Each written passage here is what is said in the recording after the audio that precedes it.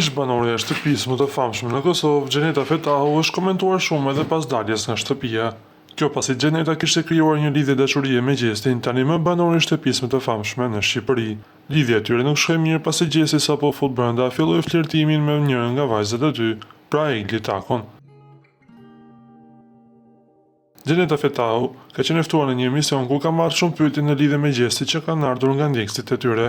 Ajo u pyet që ta përshkruante Gjesti me 3 fjalë: mashtrues, narcist dhe ka zemrën e mirë, tha Gjeneta. Ajo më pas sqaroi se si mund të jetë narcist dhe me zemër të mirë.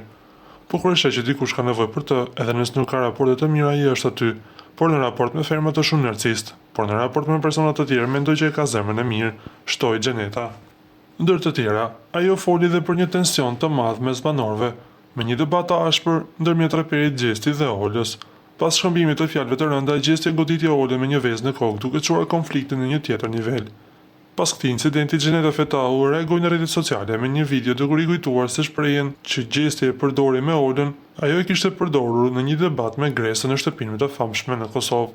Në mbishkrimin e videos, Gjeneta shkroi me ironi: kur e vlerësojnë më shumë nxënësin se mësuesin, nuk lënë të kuptohet se ajo e konsideron veten si krijuese origjinale të kësaj fraze, që tani po bëhet mjaft virale.